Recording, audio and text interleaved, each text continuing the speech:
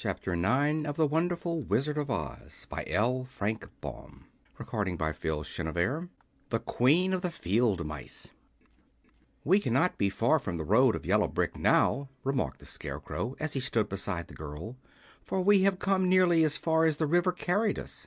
The Tin Woodman was about to reply when he heard a low growl.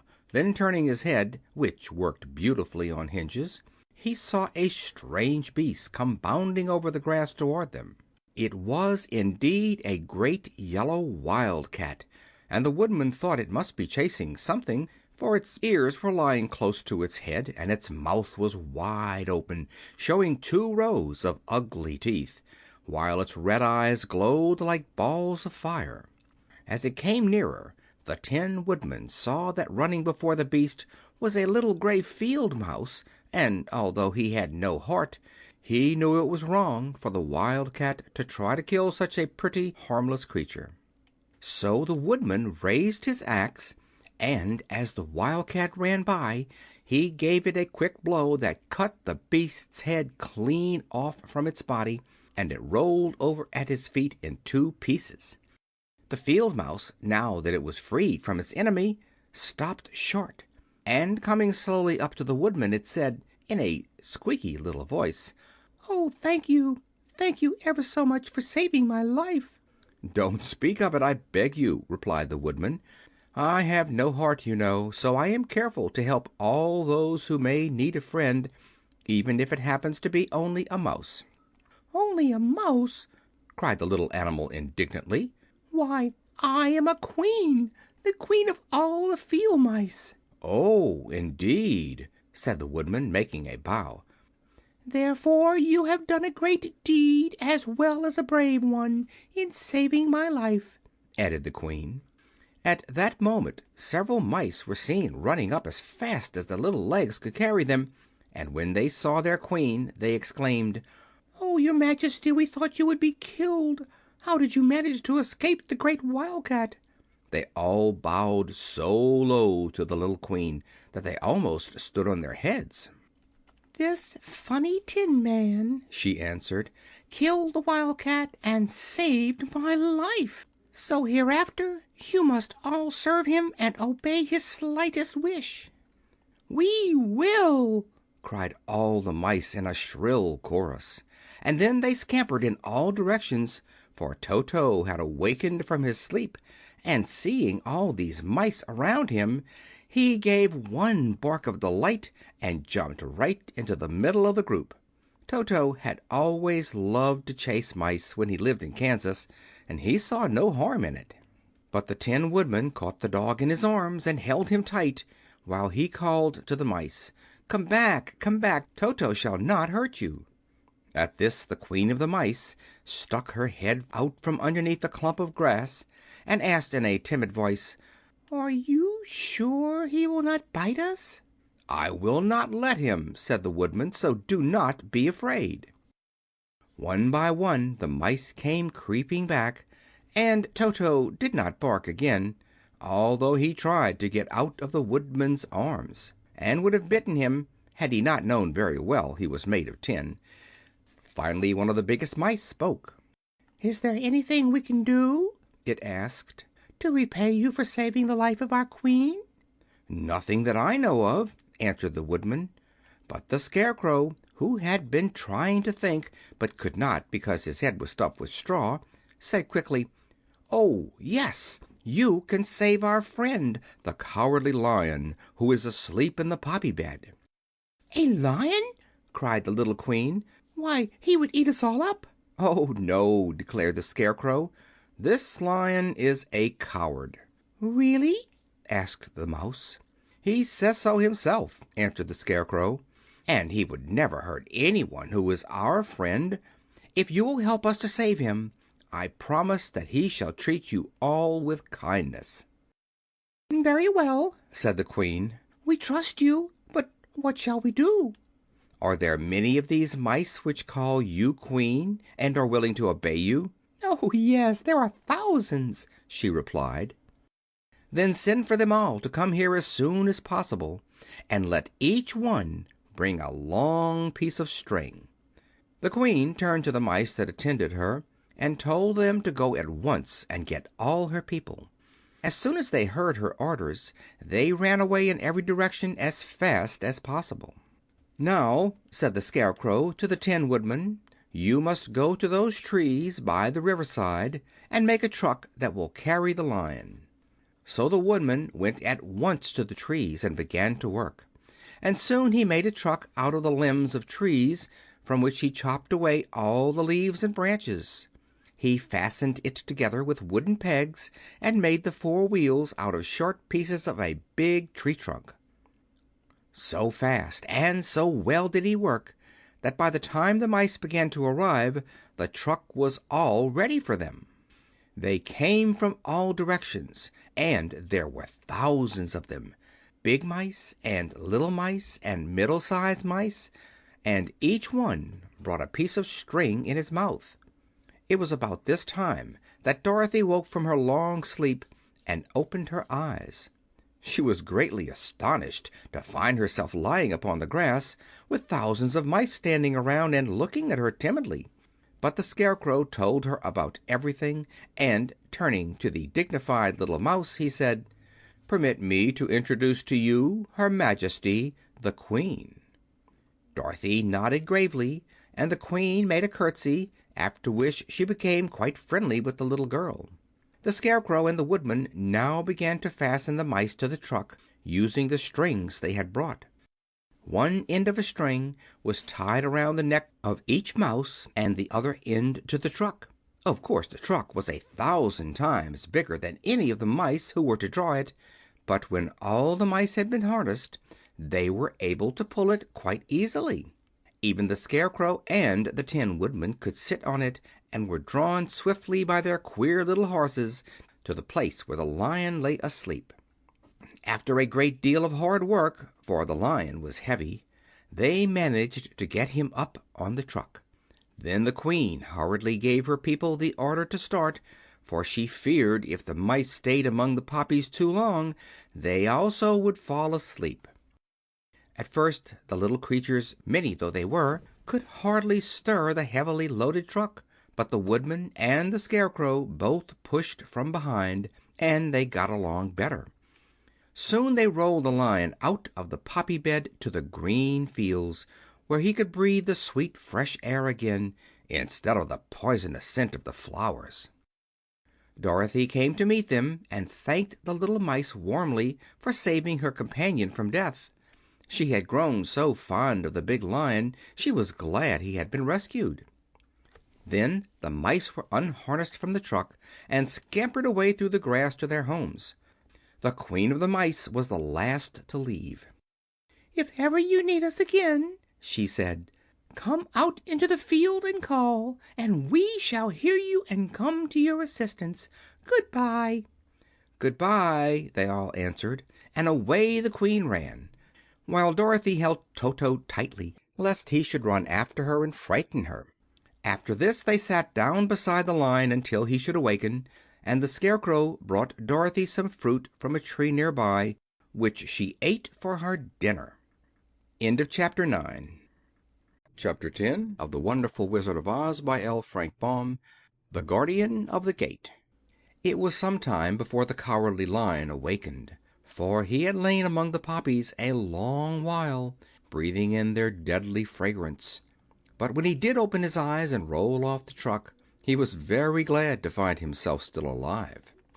"I ran as fast as I could," he said, sitting down and yawning, "but the flowers were too strong for me. How did you get me out?" Then they told him of the field mice, and how they had generously saved him from death, and the Cowardly Lion laughed and said, "I have always thought myself very big and terrible, yet such little things as flowers came near to killing me, and such small animals as mice have saved my life. How strange it all is! But, comrades, what shall we do now?" "We must journey on until we find the road of yellow brick again," said Dorothy, "and then we can keep on to the Emerald City." So the Lion, being fully refreshed and feeling quite himself again, they all started upon the journey, greatly enjoying the walk through the soft, fresh grass, and it was not long before they reached the road of yellow brick and turned again toward the Emerald City where the great Oz dwelt. The road was smooth and well paved now, and the country about was beautiful, so that the travelers rejoiced in leaving the forest far behind, and with it the many dangers they had met in its gloomy shades.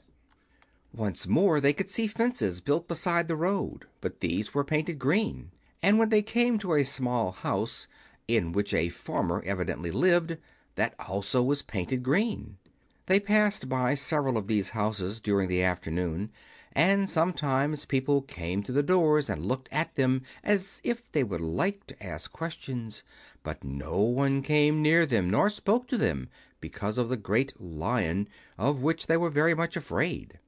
The people were all dressed in clothing of a lovely emerald green color, and wore peaked hats like those of the Munchkins.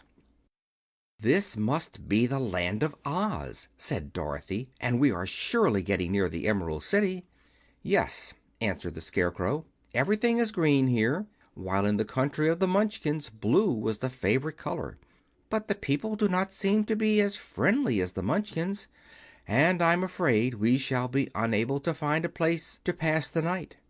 "I should like something to eat besides fruit," said the girl, "and I'm sure Toto is nearly starved. Let us stop at the next house and talk to the people." So when they came to a good-sized farmhouse, Dorothy walked boldly up to the door and knocked. A woman opened it just far enough to look out, but said, "What do you want, child, and why is that great lion with you?" "We wish to pass the night with you, if you will allow us," answered Dorothy. "And the lion is my friend and comrade, and would not hurt you for the world." "Is he tame?" asked the woman, opening the door a little wider. "Oh, yes," said the girl, "and he is a great coward, too. He will be more afraid of you than you are of him." "Well," said the woman, after thinking it over and taking another peep at the lion, "if that is the case, you may come in, and I will give you some supper and a place to sleep." So they all entered the house, where there were, besides the woman, 2 children and a man. The man had hurt his leg and was lying on the couch in a corner. They seemed greatly surprised to see so strange a company, and while the woman was busy laying the table, the man asked, "Where are you all going?" "To the Emerald City," said Dorothy, "to see the great Oz." "Oh, indeed!" exclaimed the man. "Are you sure that Oz will see you?" "Why not?" she replied. "Well, it is said that he never lets anyone come into his presence. I have been to the Emerald City many times, and it is a beautiful and wonderful place, but I have never been permitted to see the great Oz, nor do I know of any living person who has seen him." "Does he never go out?" asked the Scarecrow. "Never. He sits day after day in the great throne room of his palace, and even those who wait upon him do not see him face to face." "What is he like?" asked the girl. "That is hard to tell," said the man thoughtfully. "You see, Oz is a great wizard and can take on any form he wishes, so that some say he looks like a bird, and some say he looks like an elephant, and some say he looks like a cat. To others he appears as a beautiful fairy, or a brownie, or in any other form that pleases him. But who the real Oz is, when he is in his own form, no living person can tell." "That is very strange," said Dorothy. "But we must try in some way to see him, or we shall have made our journey for nothing." "Why do you wish to see the terrible Oz?" asked the man. "I want him to give me some brains," said the Scarecrow eagerly. "Oh, Oz could do that easily enough," declared the man. "He has more brains than he needs." "And I want him to give me a heart," said the Tin Woodman. "That will not trouble him," continued the man, "for Oz has a large collection of hearts of all sizes and shapes." "And I want him to give me courage," said the Cowardly Lion. "Oz keeps a great pot of courage in his throne room," said the man, which he has covered with a golden plate to keep it from running over. He will be glad to give you some." "And I want him to send me back to Kansas," said Dorothy. "Where is Kansas?" asked the man with surprise. "I don't know," replied Dorothy sorrowfully, "but it is my home, and I'm sure it's somewhere." "Very likely. Well, Oz can do anything, so I suppose he will find Kansas for you. But first you must get to see him, and that will be a hard task, for the Great Wizard does not like to see anyone, and he usually has his own way. But what do you want?" he continued, speaking to Toto. Toto only wagged his tail, for, strange to say, he could not speak.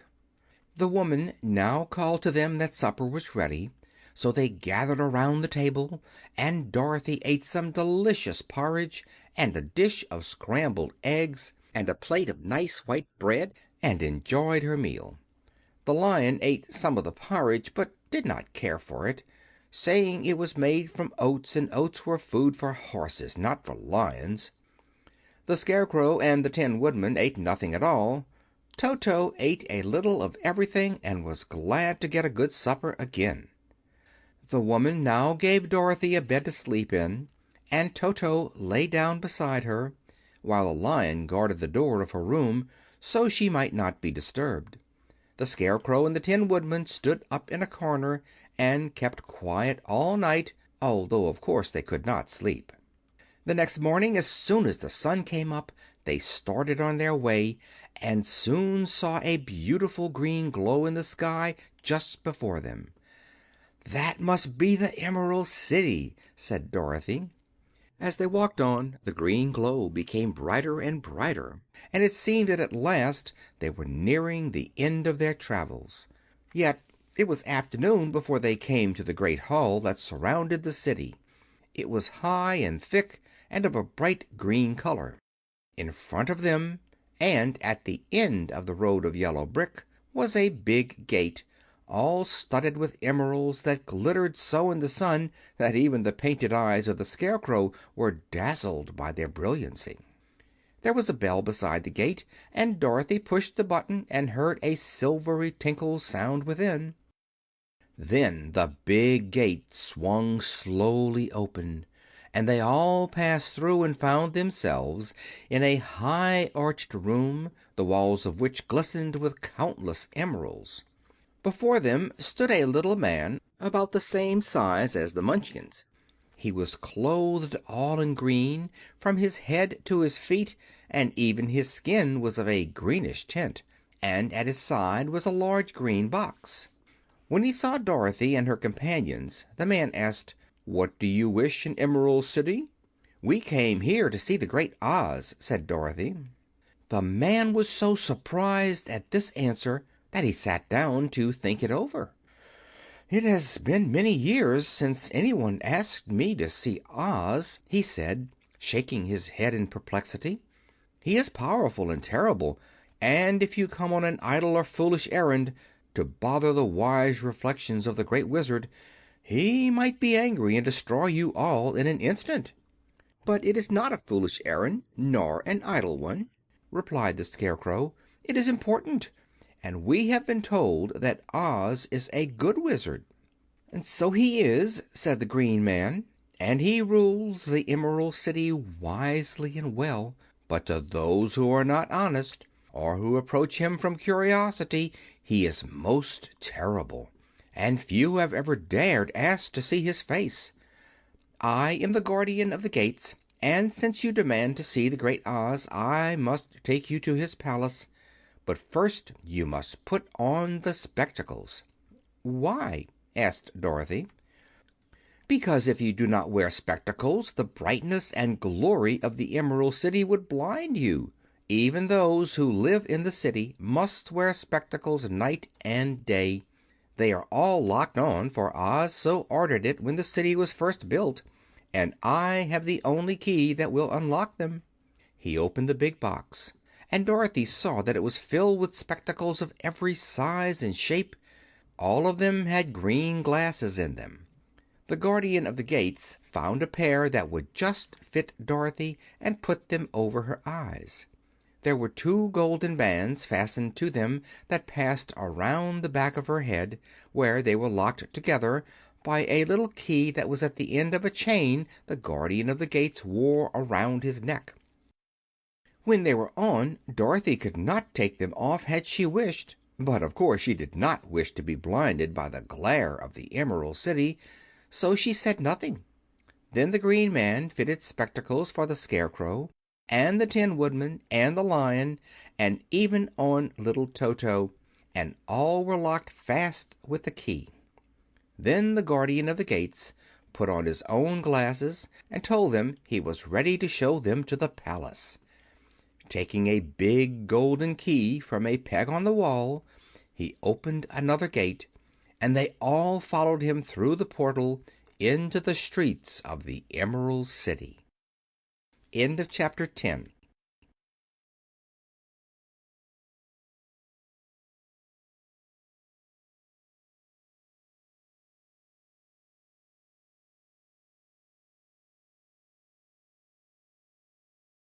Chapter 11 of The Wonderful Wizard of Oz by L. Frank Baum. Recording by Phil Chenevert. The Wonderful City of Oz. Even with their eyes protected by the green spectacles, Dorothy and her friends were at first dazzled by the brilliancy of the wonderful city.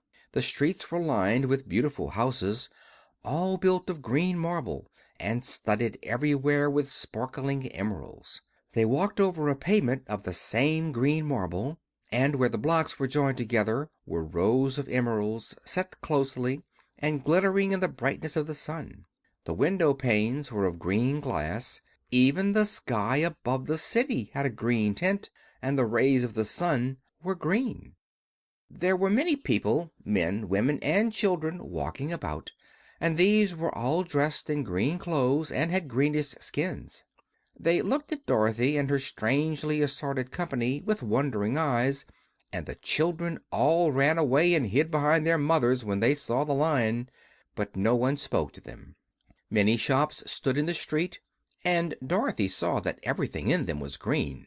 Green candy and green popcorn were offered for sale, as well as green shoes, green hats, green clothes of all sorts. At one place a man was selling green lemonade, and when the children bought it, Dorothy could see that they paid for it with green pennies. There seemed to be no horses nor animals of any kind. The men carried things around in little green carts, which they pushed before them. Everyone seemed happy and contented and prosperous. The Guardian of the Gates led them through the streets until they came to a big building, exactly in the middle of the city, which was the palace of Oz the Great Wizard. There was a soldier before the door, dressed in a green uniform and wearing a long green beard. "Here are strangers," said the Guardian of the Gates to him, "and they demand to see the Great Oz." "Step inside," answered the soldier, "and I will carry your message to him." So they passed through the palace gates and were led into a big room with a green carpet and lovely green furniture set with emeralds. The soldier made them all wipe their feet upon a green mat before entering this room, and when they were seated he said politely, "Please make yourself comfortable while I go to the door of the throne room and tell Oz you are here." They had to wait a long time before the soldier returned. When at last he came back, Dorothy asked, "Have you seen Oz?" "Oh, no," returned the soldier. "I have never seen him. But I spoke to him as he sat behind his screen, and gave him your message. He says he will grant you an audience if you so desire, but each one of you must enter his presence alone, and he will admit but one each day. Therefore, as you must remain in the palace for several days, I will have you shown to rooms where you may rest in comfort after your journey." "Thank you," replied the girl. "That is very kind of Oz." The soldier now blew upon a green whistle, and at once a young girl, dressed in a pretty green silk gown, entered the room. She had lovely green hair and green eyes, and she bowed low before Dorothy as she said, "Follow me, and I will show you your room." So Dorothy said good-bye to all her friends except Toto, and taking the dog in her arms, followed the green girl through 7 passages and up 3 flights of stairs until they came to a room at the front of the palace. It was the sweetest little room in the world, with a soft, comfortable bed that had sheets of green silk and a green velvet counterpane. There was a tiny fountain in the middle of the room that shot a spray of green perfume into the air to fall back into a beautifully carved green marble basin. Beautiful green flowers stood in the windows, and there was a shelf with a row of little green books. When Dorothy had time to open these books, she found them full of queer green pictures that made her laugh, they were so funny. In a wardrobe were many green dresses made of silk and satin and velvet, and all of them fitted Dorothy exactly. "Make yourself perfectly at home," said the green girl, "and if you wish for anything, ring the bell. Oz will send for you tomorrow morning." She left Dorothy alone and went back to the others. These she also led to rooms, and each one of them found himself lodged in a very pleasant part of the palace. Of course, this politeness was wasted on the Scarecrow, for when he found himself alone in his room he stood stupidly in one spot, just within the doorway, to wait till morning. It would not rest him to lie down, and he could not close his eyes, so he remained all night staring at a little spider which was weaving its web in a corner of the room, just as if it were not one of the most wonderful rooms in the world.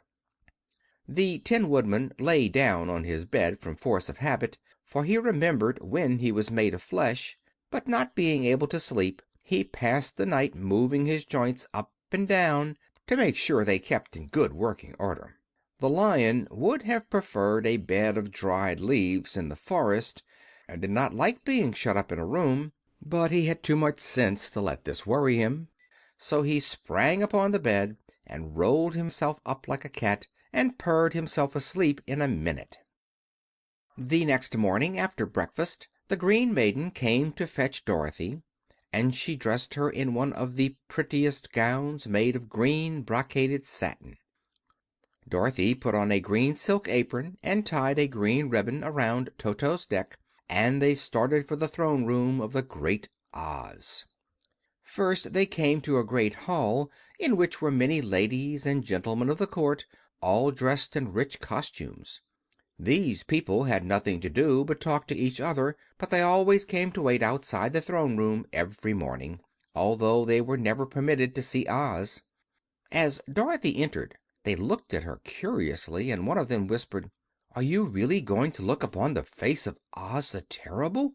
"Of course," answered the girl, "if he will see me."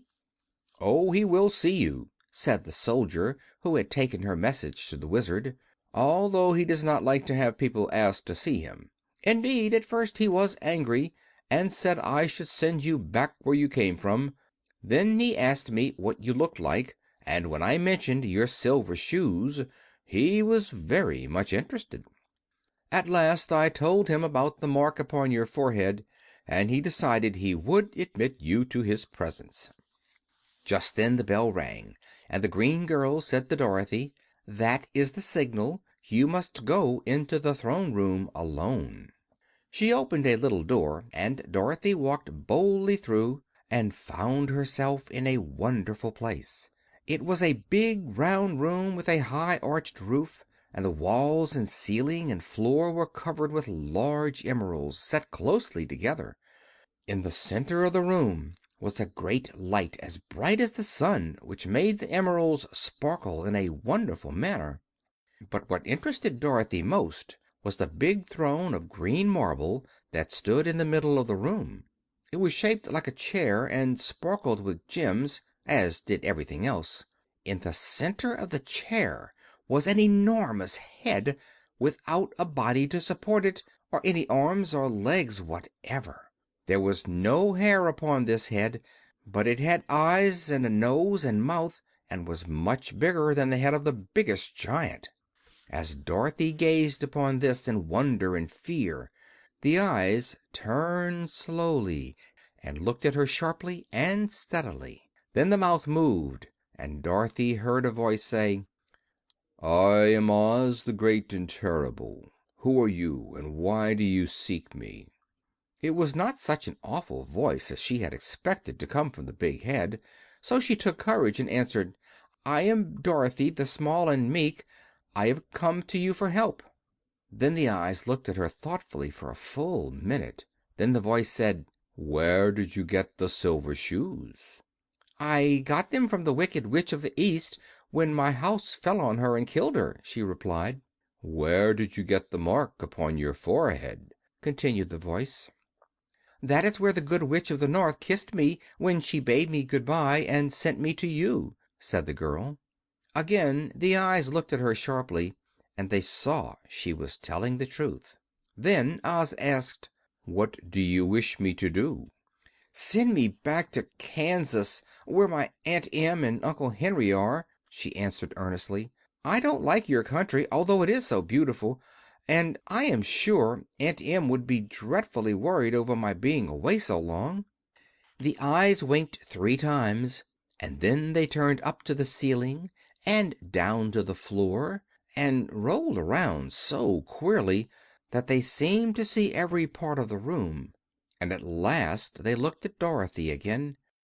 "Why should I do this for you?" asked Oz. "Because you are strong and I am weak. Because you are a great wizard and I am only a little girl." "But you were strong enough to kill the Wicked Witch of the East," said Oz. "That just happened," returned Dorothy simply. "I could not help it." "Well," said the head, "I will give you my answer. You have no right to expect me to send you back to Kansas unless you do something for me in return. In this country everyone must pay for everything he gets. If you wish me to use my magic power to send you home again, you must do something for me first. Help me, and I will help you." "What must I do?" asked the girl. "Kill the Wicked Witch of the West," answered Oz. "But I cannot!" exclaimed Dorothy, greatly surprised. "You kill the Witch of the East, and you wear the silver shoes, which is a powerful charm. There is now but one Wicked Witch left in all this land, and when you can tell me she is dead I will send you back to Kansas, but not before." The little girl began to weep, she was so much disappointed, and the eyes winked again and looked upon her anxiously, as if the great Oz felt that she could help him if she would. "I never killed anything willingly," she sobbed. "Even if I wanted to, how could I kill the Wicked Witch? If you, who are great and terrible, cannot kill her yourself, how do you expect me to do it?" "I do not know," said the head, "but that is my answer. And until the Wicked Witch dies you will not see your uncle and aunt again. Remember that the witch is wicked, tremendously wicked, and ought to be killed. Now go, and do not ask to see me again until you have done your task." Sorrowfully Dorothy left the throne room and went back where the Lion and Scarecrow and the Tin Woodman were waiting to hear what Oz had said to her. "There is no hope for me," she said sadly, "for Oz will not send me home until I have killed the Wicked Witch of the West, and that I can never do." Her friends were sorry, but could do nothing to help her, so Dorothy went to her own room and lay down on the bed and cried herself to sleep. The next morning the soldier with the green whiskers came to the Scarecrow and said, "Come with me, for Oz has sent for you." So the Scarecrow followed him and was admitted into the great throne room, where he saw, sitting in the emerald throne, a most lovely lady. She was dressed in green silk gauze, and wore upon her flowing green locks a crown of jewels. Growing from her shoulders were wings, gorgeous in color, and so light that they fluttered if the slightest breath of air reached them. When the Scarecrow had bowed, as prettily as his straw stuffing would let him, before this beautiful creature, she looked upon him sweetly and said, "I am Oz, the Great and Terrible. Who are you, and why do you seek me?" Now the Scarecrow, who had expected to see the great head Dorothy had told him of, was much astonished, but he answered her bravely. I am only a scarecrow stuffed with straw, therefore I have no brains, and I come to you praying that you will put brains in my head instead of straw, so that I may become as much a man as any other in your dominions." "Why should I do this for you?" asked the lady. "Because you are wise and powerful, and no one else can help me," answered the Scarecrow. "I never grant favors without some return," said Oz, "but this much I will promise. If you will kill for me the Wicked Witch of the West, I will bestow upon you a great many brains, and such good brains that you will be the wisest man in all the Land of Oz." "I thought you asked Dorothy to kill the witch," said the Scarecrow in surprise. "So I did. I don't care who kills her, but until she is dead I will not grant your wish.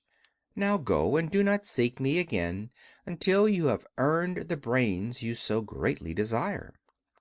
The Scarecrow went sorrowfully back to his friends and told them what Oz had said, and Dorothy was surprised to find that the Great Wizard was not a head, as she had seen him, but a lovely lady. "All the same," said the Scarecrow, "she needs a heart as much as the Tin Woodman." On the next morning the soldier with the green whiskers came to the Tin Woodman and said, "Oz has sent for you. Follow me." So the Tin Woodman followed him and came to the great throne room. He did not know whether he would find Oz a lovely lady or a head, but he hoped it would be the lovely lady, "for," he said to himself, "I am sure I shall not be given a heart, since a head has no heart of its own and therefore cannot feel for me. But if it is the lovely lady I shall beg hard for a heart, for all ladies are themselves said to be kindly hearted." But when the Woodman entered the great throne room he saw neither the head nor the lady, for Oz had taken the shape of a most terrible beast. It was nearly as big as an elephant, and the green throne seemed hardly strong enough to hold its weight. The beast had a head like that of a rhinoceros, only there were 5 eyes in its face. There were 5 long arms growing out of its body, and it also had 5 long, slim legs. Thick, woolly hair covered every part of it, and a more dreadful looking monster could not be imagined. It was fortunate the Tin Woodman had no heart at that moment, for it would have beat loud and fast from terror. But being only tin, the Woodman was not at all afraid, although he was much disappointed. "I am Oz, the Great and Terrible," spoke the beast, in a voice that was one great roar. "Who are you, and why do you seek me?" "I am a woodman, and made of tin. Therefore I have no heart, and cannot love. I pray you to give me a heart that I may be as other men are." "Why should I do this?" demanded the beast. "Because I ask it, and you alone can grant my request," answered the Woodman. Oz gave a low growl at this, but said gruffly, "If you indeed desire a heart, you must earn it." "How?" asked the Woodman. "Help Dorothy to kill the Wicked Witch of the West," replied the beast. "When the witch is dead, come to me, and I will then give you the biggest and kindest and most loving heart in all the Land of Oz." So the Tin Woodman was forced to return sorrowfully to his friends and tell them of the terrible beast he had seen. They all wondered greatly at the many forms the Great Wizard could take upon himself, and the Lion said, "If he is a beast, when I go to see him I shall roar my loudest and so frighten him that he will grant all I ask. And if he is the lovely lady, I shall pretend to spring upon her, and so compel her to do my bidding. And if he is the great head, he will be at my mercy, for I will roll this head all about the room until he promises to give us what we desire. So be of good cheer, my friends, for all will yet be well." The next morning the soldier with the green whiskers led the Lion to the great throne room and bade him enter the presence of Oz. The Lion at once passed through the door, and glancing around saw to his surprise that before the throne was a ball of fire, so fierce and glowing he could scarcely bear to gaze upon it. His first thought was that Oz had by accident caught on fire and was burning up, but when he tried to go nearer, the heat was so intense that it singed his whiskers, and he crept back tremblingly to a spot nearer the door. Then a low, quiet voice came from the ball of fire, and these were the words it spoke: "I am Oz, the Great and Terrible. Who are you, and why do you seek me?" And the Lion answered, "I am a Cowardly Lion, afraid of everything. I came to you to beg that you give me courage, so that in reality I may become the King of Beasts, as men call me." "Why should I give you courage?" demanded Oz. "Because of all the wizards you are the greatest, and alone have power to grant my request," answered the Lion. The ball of fire burned fiercely for a time, and the voice said, "Bring me proof that the Wicked Witch is dead, and that moment I will give you courage. But as long as the witch lives, you must remain a coward." The Lion was angry at this speech, but could say nothing in reply, and while he stood silently gazing at the ball of fire, it became so furiously hot that he turned tail and rushed from the room. He was glad to find his friends waiting for him, and told them of his terrible interview with the Wizard. "What shall we do now?" asked Dorothy sadly. "There is only one thing we can do," returned the Lion, "and that is to go to the land of the Winkies, seek out the Wicked Witch, and destroy her."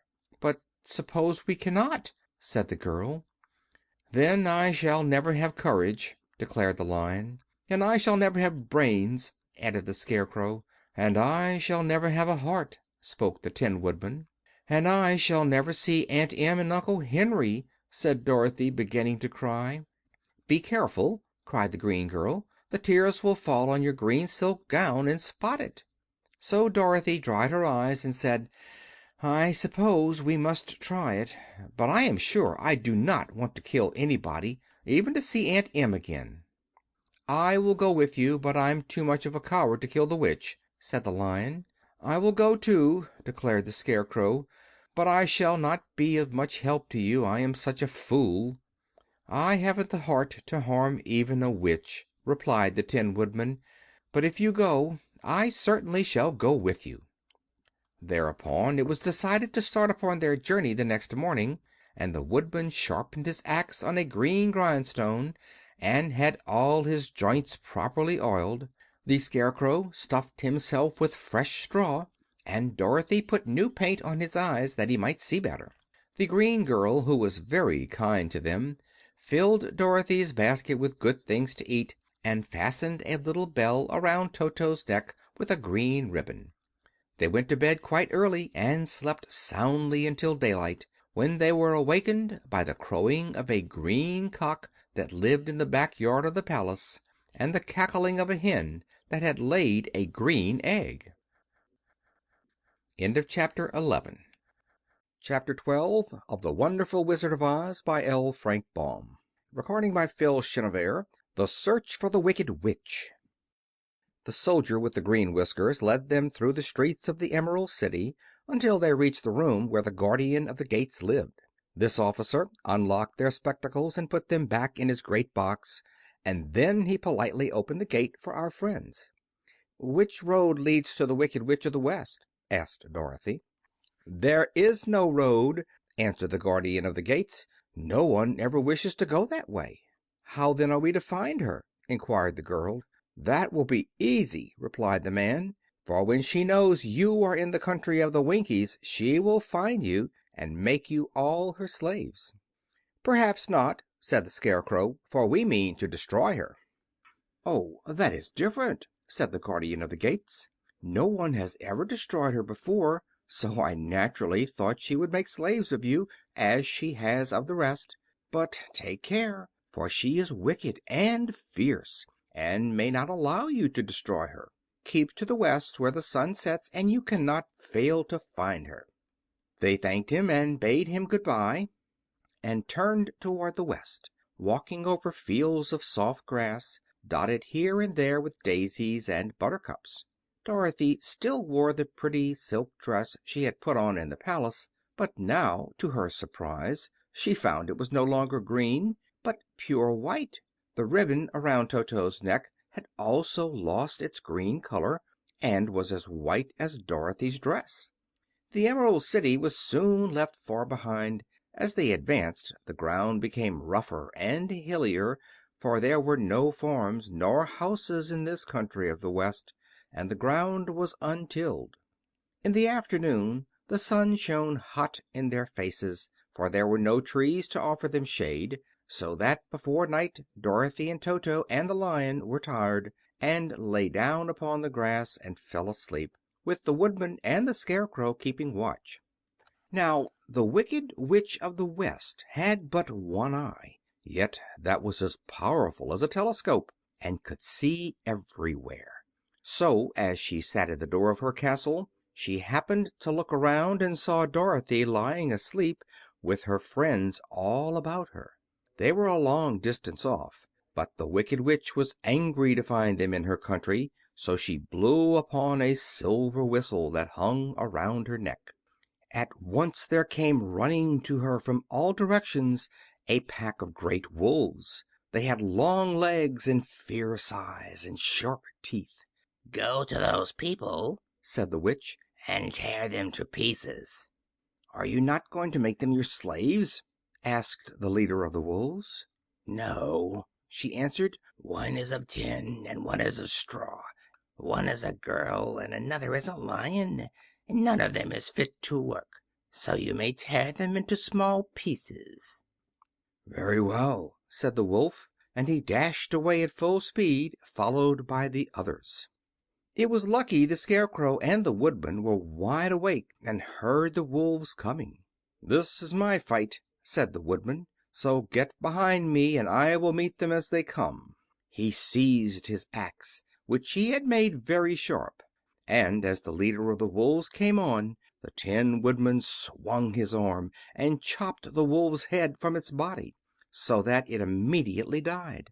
As soon as he could raise his axe, another wolf came up, and he also fell under the sharp edge of the Tin Woodman's weapon.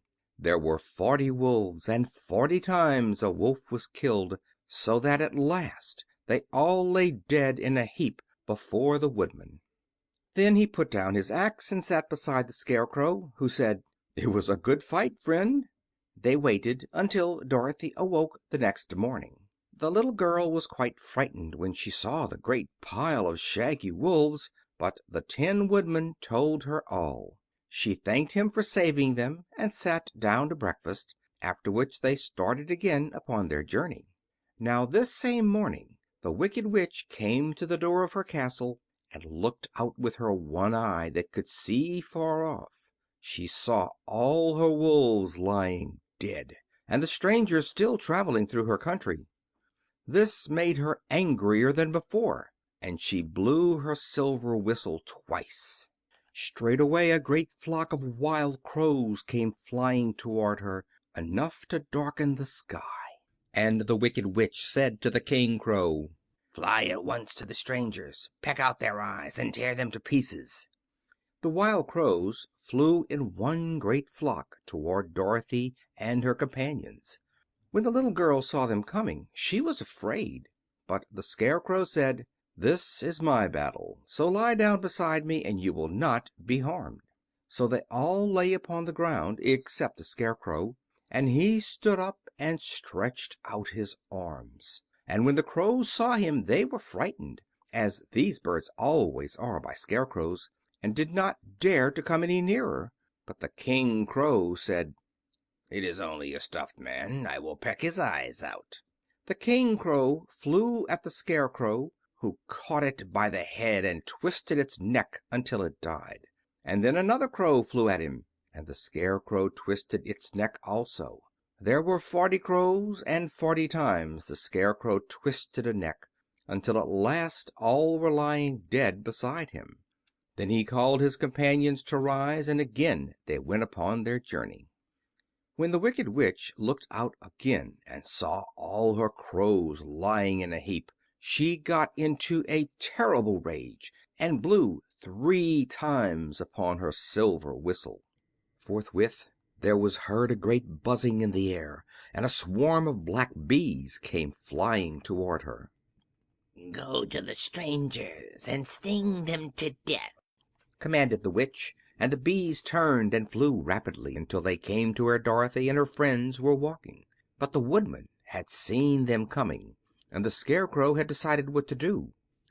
"Take out my straw and scatter it over the little girl and the dog and the Lion," he said to the Woodman, "and the bees cannot sting them." This the Woodman did, and as Dorothy lay close beside the Lion and held Toto in her arms, the straw covered them entirely.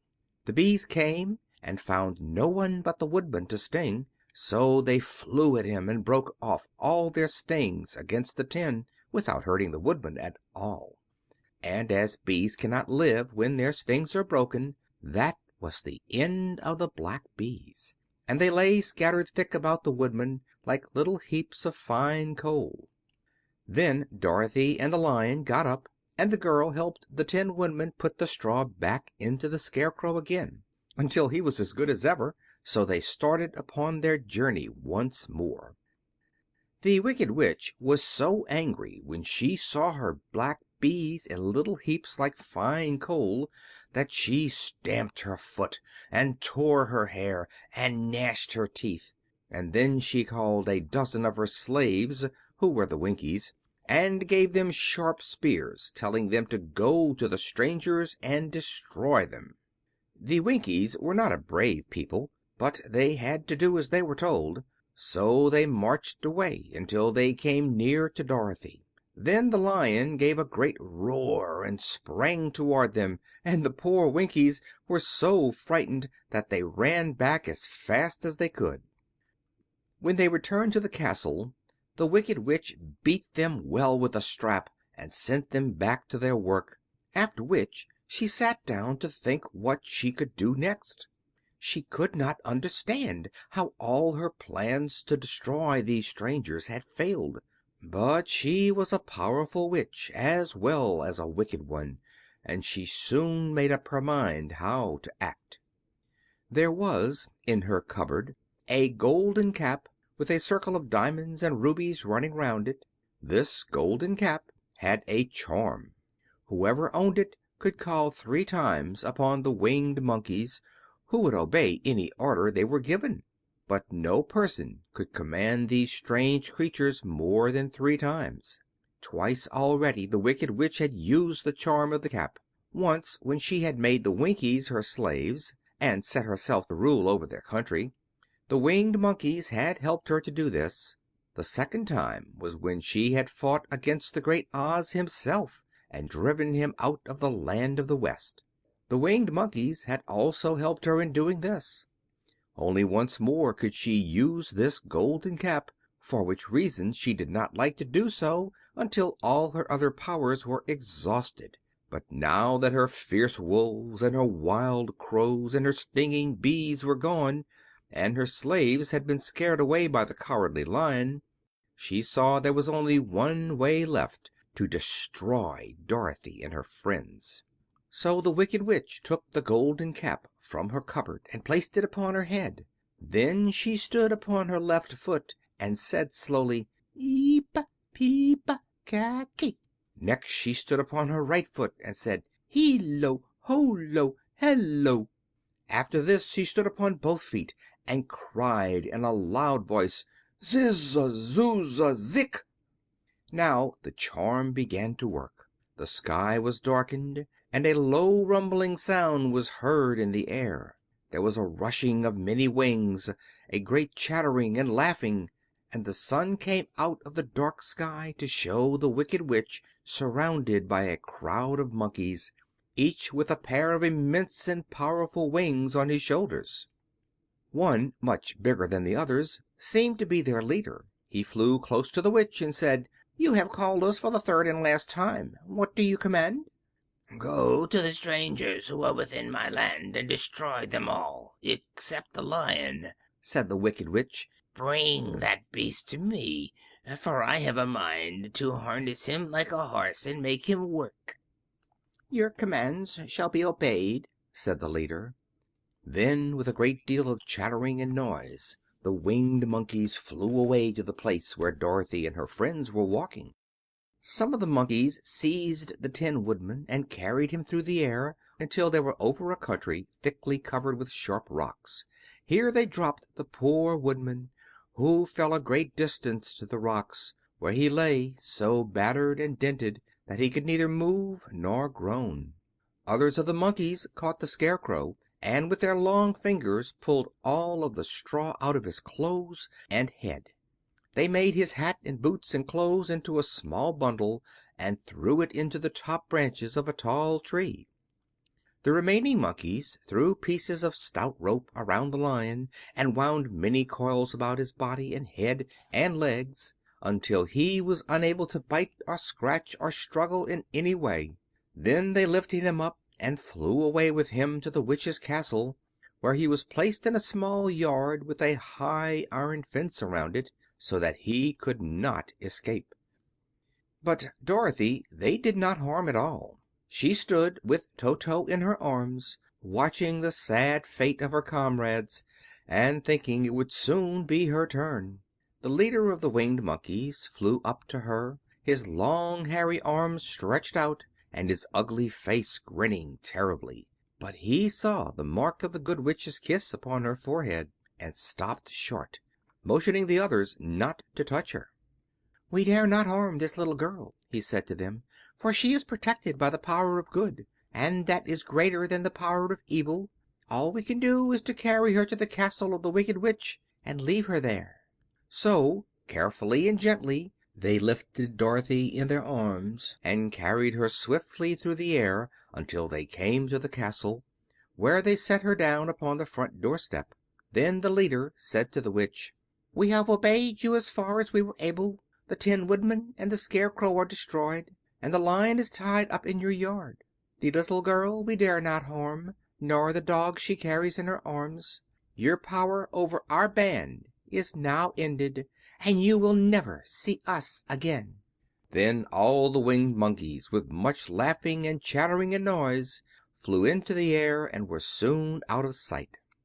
The Wicked Witch was both surprised and worried when she saw the mark on Dorothy's forehead, for she knew well that neither the Winged Monkeys nor she herself dare hurt the girl in any way. She looked down at Dorothy's feet, and seeing the silver shoes, began to tremble with fear, for she knew what a powerful charm belonged to them.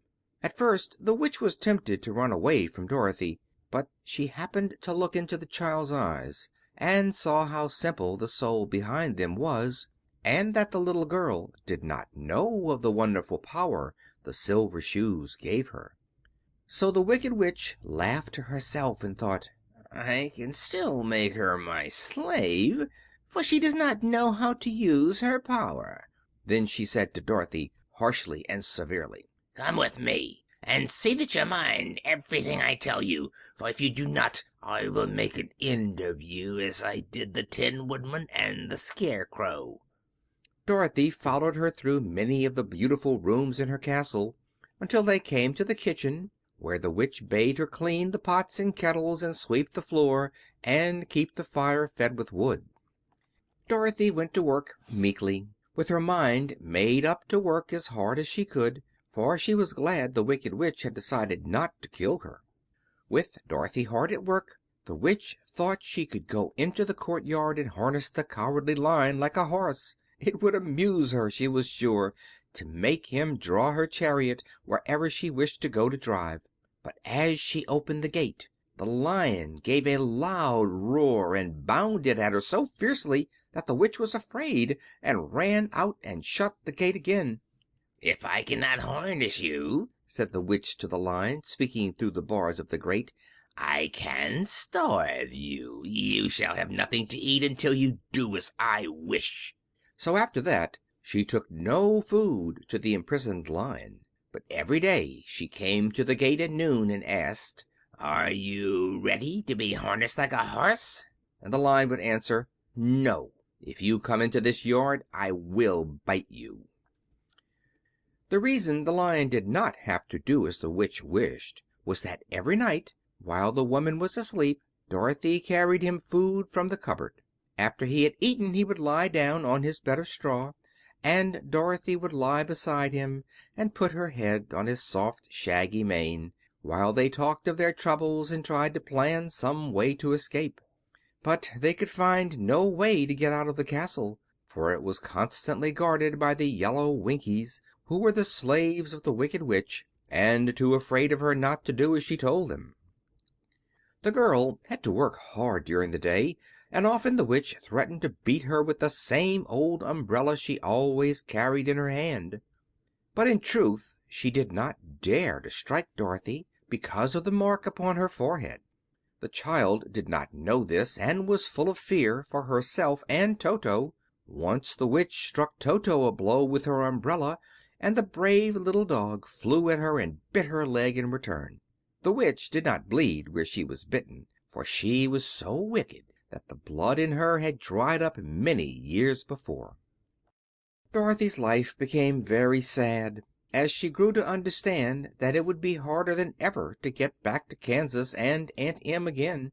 Sometimes she would cry bitterly for hours, with Toto sitting at her feet and looking into her face, whining dismally to show how sorry he was for his little mistress. Toto did not really care whether he was in Kansas or the Land of Oz, so long as Dorothy was with him, but he knew the little girl was unhappy, and that made him unhappy too. Now the Wicked Witch had a great longing to have for her own the silver shoes which the girl always wore. Her bees and her crows and her wools were lying in heaps and drying up, and she had used up all the power of the golden cap. But if she could only get hold of the silver shoes, they would give her more power than all the other things she had lost. She watched Dorothy carefully to see if she ever took off her shoes, thinking she might steal them.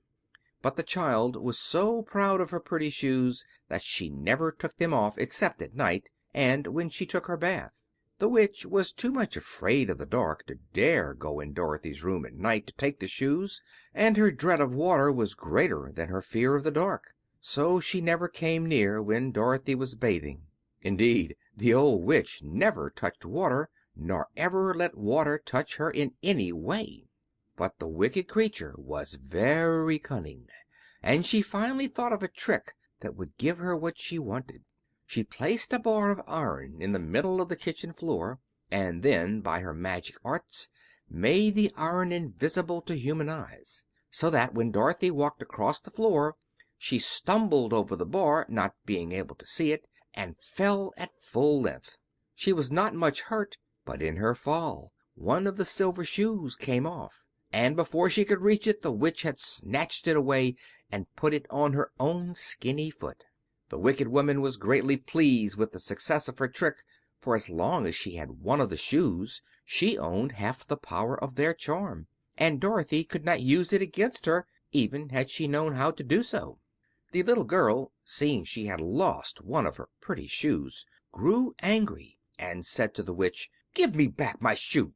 "I will not," retorted the witch, "for it is now my shoe and not yours." "You are a wicked creature!" cried Dorothy. "You have no right to take my shoe from me." "I shall keep it just the same," said the witch, laughing at her, "and some day I shall get the other one from you too." This made Dorothy so very angry that she picked up the bucket of water that stood near and dashed it over the witch, wetting her from head to foot. Instantly the wicked woman gave a loud cry of fear, and then, as Dorothy looked at her in wonder, the witch began to shrink and fall away. "See what you have done!" she screamed. "In a minute I shall melt away." "I am very sorry indeed," said Dorothy, who was truly frightened to see the witch actually melting away like brown sugar before her very eyes. "Didn't you know water would be the end of me?" asked the witch in a wailing, despairing voice. "Of course not," answered Dorothy. "How should I?" "Well, in a few minutes I shall be all melted, and you will have the castle to yourself. I have been wicked in my day, but I never thought a little girl like you would ever be able to melt me and in my wicked deeds. Look out!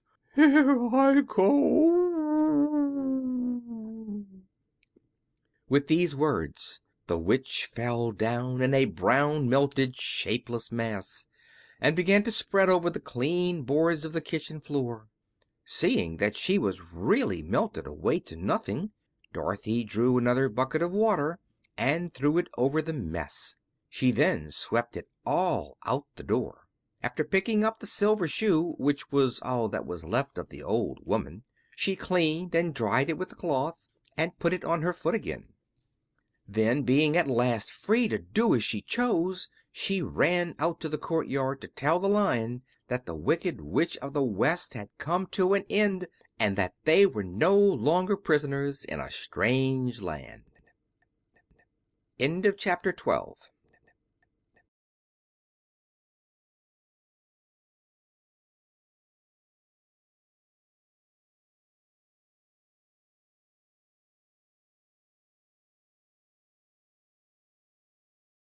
Chapter 13 of The Wonderful Wizard of Oz by L. Frank Baum. Recording by Phil Chenevert. The Rescue. The Cowardly Lion was much pleased to hear that the Wicked Witch had been melted by a bucket of water, and Dorothy at once unlocked the gate of his prison and set him free. They went in together to the castle, where Dorothy's first act was to call all the Winkies together and tell them that they were no longer slaves. There was great rejoicing among the yellow Winkies, for they had been made to work hard during many years for the Wicked Witch, who had always treated them with great cruelty.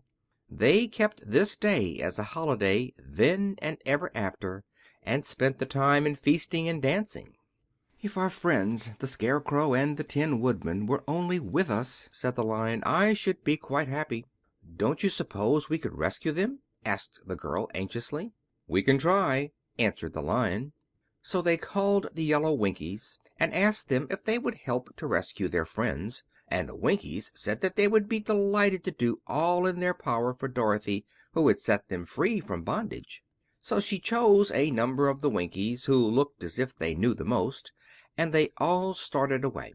They traveled that day and part of the next until they came to the rocky plain where the Tin Woodman lay, all battered and bent. His axe was near him, but the blade was rusted and the handle broken off short. The Winkies lifted him tenderly in their arms and carried him back to the yellow castle again, Dorothy shedding a few tears by the way at the sad plight of her old friend, and the Lion looking sober and sorry. When they reached the castle, Dorothy said to the Winkies, "Are any of your people tinsmiths?" "Oh, yes, some of us are very good tinsmiths," they told her. "Then bring them to me," she said. And when the tinsmiths came, bringing with them all their tools in baskets, she inquired, "Can you straighten out those dents in the Tin Woodman, and bend him back into shape again, and solder him together where he is broken?" The tinsmiths looked over the Woodman very carefully, and then answered that they thought they could mend him so he would be as good as ever. So they set to work in one of the big yellow rooms of the castle, and worked for 3 days and 4 nights, hammering and twisting and bending and soldering and polishing and pounding at the legs and body and head of the Tin Woodman, until at last he was straightened out into his old form, and his joints worked as well as ever. To be sure, there were several patches on him, but the tinsmiths did a good job, and as the Woodman was not a vain man, he did not mind the patches at all. When at last he walked into Dorothy's room and thanked her for rescuing him, he was so pleased that he wept tears of joy, and Dorothy had to wipe every tear carefully from his face with her apron, so his joints would not be rusted. At the same time her own tears fell thick and fast at the joy of meeting her old friend again, and these tears did not need to be wiped away. As for the Lion, he wiped his eyes so often with the tip of his tail that it became quite wet, and he was obliged to go out into the courtyard and hold it in the sun till it dried. "If only we had the Scarecrow with us again," said the Tin Woodman, when Dorothy had finished telling him everything that had happened, "I should be quite happy." "We must try to find him," said the girl. So she called the Winkies to help her, and they walked all that day and part of the next until they came to the tall tree in the branches of which the Winged Monkeys had tossed the Scarecrow's clothes. It was a very tall tree, and the trunk was so smooth that no one could climb it. But the Woodman said at once, "I'll chop it down, and then we can get the Scarecrow's clothes." Now, while the tinsmiths had been at work mending the Woodman himself, another of the Winkies, who was a goldsmith, had made an axe handle of solid gold, and fitted it to the Woodman's axe instead of the old broken handle. Others polished the blade until all the rust was removed and it glistened like burnished silver.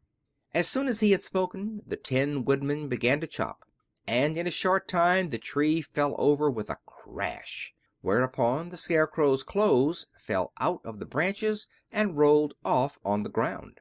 Dorothy picked them up and had the Winkies carry them back to the castle, where they were stuffed with nice clean straw, and behold, here was the Scarecrow, as good as ever, thanking them over and over again for saving him. Now that they were reunited, Dorothy and her friends spent a few happy days at the Yellow Castle, where they found everything they needed to make them comfortable. But one day the girl thought of Aunt Em and said, "We must go back to Oz and claim his promise."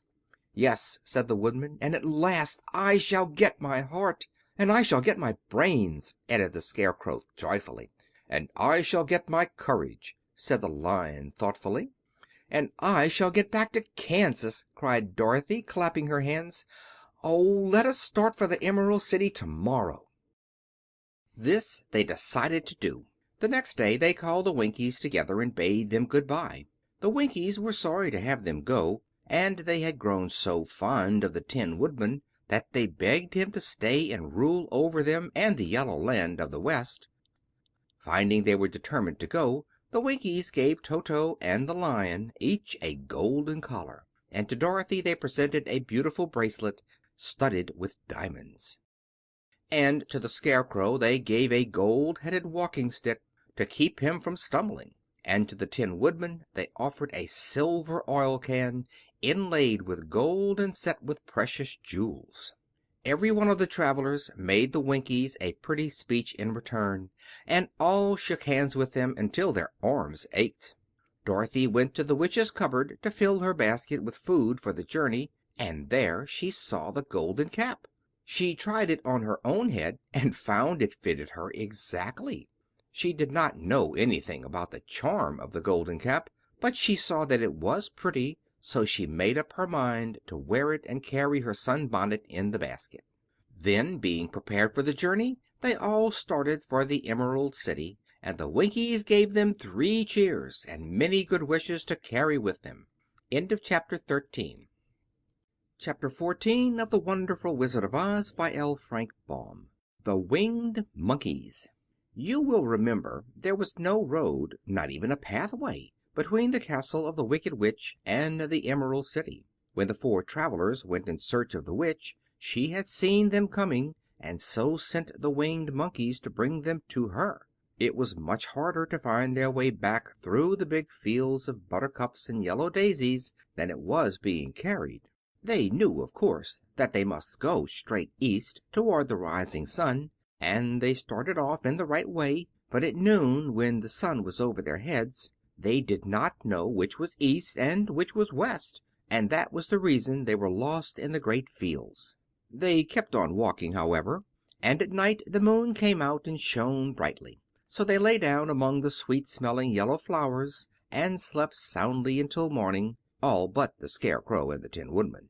The next morning the sun was behind a cloud, but they started on as if they were quite sure which way they were going. "If we walk far enough," said Dorothy, "I am sure we shall sometime come to some place." But day by day passed away, and they still saw nothing before them but the scarlet fields. The Scarecrow began to grumble a bit. "We have surely lost our way," he said, "and unless we find it again in time to reach the Emerald City, I shall never get my brains." "Nor I my heart," declared the Tin Woodman. "It seems to me I can scarcely wait till I get to Oz, and you must admit this is a very long journey." "You see," said the Cowardly Lion, with a whimper, "I haven't the courage to keep tramping forever without getting anywhere at all."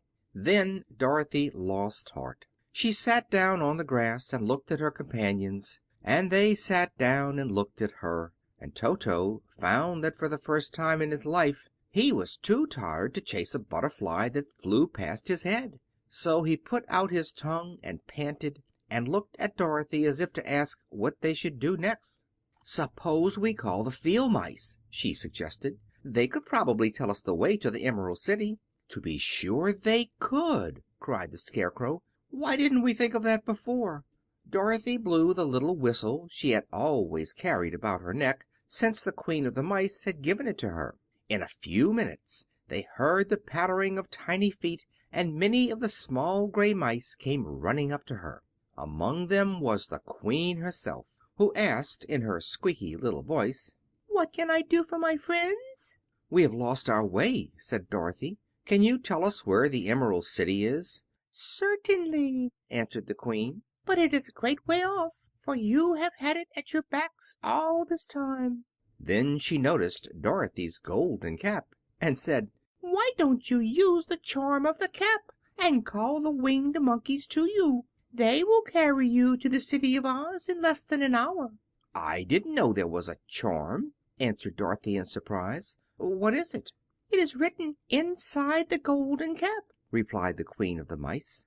"But if you are going to call the winged monkeys, we must run away, for they are full of mischief and think it great fun to plague us." "Won't they hurt me?" asked the girl anxiously. "Oh, no. They must obey the wearer of the cap. Goodbye." And she scampered out of sight, with all the mice hurrying after her. Dorothy looked inside the golden cap and saw some words written upon the lining. These, she thought, must be the charm, so she read the directions carefully and put the cap upon her head. "Eep, peep, cack," she said, standing on her left foot. "What did you say?" asked the Scarecrow, who did not know what she was doing. "Hi-lo, ho-lo, hello," Dorothy went on, standing this time on her right foot. "Hello," replied the Tin Woodman calmly. "Zizzy, zoozy, zick," said Dorothy, who was now standing on both feet. This ended the saying of the charm, and they heard a great chattering and flapping of wings as the band of winged monkeys flew up to them. The King bowed low before Dorothy and asked, "What is your command?" "We wish to go to the Emerald City," said the child, "and we have lost our way." "We will carry you," replied the King, and no sooner had he spoken than two of the monkeys caught Dorothy in their arms and flew away with her. Others took the Scarecrow and the Woodman and the Lion, and one little monkey seized Toto and flew after them, although the dog tried hard to bite him. The Scarecrow and the Tin Woodman were rather frightened at first, for they remembered how badly the Winged Monkeys had treated them before, but they saw that no harm was intended, so they rode through the air quite cheerfully, and had a fine time looking at the pretty gardens and woods far below them. Dorothy found herself riding easily between two of the biggest monkeys, one of them the King himself. They had made a chair of their hands, and were careful not to hurt her. "Why do you have to obey the charm of the golden cap?" she asked. "That is a long story," answered the King with a winged laugh. "But as we have a long journey before us, I will pass the time by telling you about it, if you wish." "I shall be glad to hear it," she replied. "Once," began the leader, "we were a free people, living happily in the great forest, flying from tree to tree, eating nuts and fruit, and doing just as we pleased, without calling anybody master. Perhaps some of us were rather too full of mischief at times, flying down to pull the tails of animals that had no wings, chasing birds, and throwing nuts at the people who walked in the forest. But we were careless and happy and full of fun, and enjoyed every minute of the day. This was many years ago, long before Oz came out of the clouds to rule over this land. There lived here then, away at the north, a beautiful princess who was also a powerful sorceress. All her magic was used to help the people, and she was never known to hurt anyone who was good. Her name was Gayelette, and she lived in a handsome palace built from great blocks of ruby. Everyone loved her, but her greatest sorrow was that she could find no one to love in return, since all the men were much too stupid and ugly to mate with one so beautiful and wise. At last, however, she found a boy who was handsome and manly and wise beyond his years. Gayelette made up her mind that when he grew to be a man she would make him her husband, so she took him to her ruby palace and used all her magic powers to make him as strong and good and lovely as any woman could wish. When he grew to manhood, Quelala, as he was called, was said to be the best and wisest man in all the world, while his manly beauty was so great that Gayelette loved him dearly and hastened to make everything ready for the wedding. My grandfather was at that time the king of the winged monkeys, which lived in the forest near Gayelette's palace, and the old fellow loved a joke better than a good dinner. One day, just before the wedding, my grandfather was flying out with his band when he saw Quelala walking beside the river. He was dressed in a rich costume of pink silk and purple velvet, and my grandfather thought he would see what he could do. At his word, the band flew down and seized Quelala, carried him in their arms until they were over the middle of the river, and then dropped him into the water. "Swim out, my fine fellow," cried my grandfather, "and see if the water has spotted your clothes." Quelala was much too wise not to swim, and he was not in the least spoiled by all his good fortune. He laughed when he came to the top of the water and swam into shore. But when Gayelette came running out to him, she found his silks and velvet all ruined by the river. The princess was angry, and she knew, of course, who did it. She had all the winged monkeys brought before her, and she said at first that their wings should be tied and they should be treated as they had treated Quelala, and dropped in the river. But my grandfather pleaded hard, for he knew the monkeys would drown in the river with their wings tied, and Quelala said a kind word for them also, so that Gayelette finally spared them, on condition that the winged monkeys should ever after do 3 times the bidding of the owner of the golden cap. This cap had been made for a wedding present to Quelala, and it is said to have cost the princess half her kingdom. Of course my grandfather and all the other monkeys at once agreed to the condition, and that is how it happens that we are 3 times the slaves of the owner of the golden cap, whosoever he may be. "And what became of them?" asked Dorothy, who had been greatly interested in the story. "Quelala being the first owner of the golden cap," replied the monkey, "he was the first to lay his wishes upon us. As his bride could not bear the sight of us, he called us all to him in the forest after he had married her, and ordered us always to keep where she could never set eyes on a winged monkey, which we were glad to do, for we were all afraid of her. That was all we ever had to do until the golden cap fell into the hands of the wicked Witch of the West, who made us enslave the Winkies and afterward drive Oz himself out of the land of the West. Now the golden cap is yours, and 3 times you have the right to lay your wishes upon us." As the Monkey King finished his story, Dorothy looked down and saw the green shining walls of the Emerald City before them. She wondered at the rapid flight of the monkeys, but was glad the journey was over. The strange creatures set the travelers down carefully before the gate of the city. The King bowed low to Dorothy, and then flew swiftly away, followed by all his band. "That was a good ride," said the little girl. Yes, and a quick way out of our troubles," replied the Lion. "How lucky it was you brought away that wonderful cap." End of chapter 14.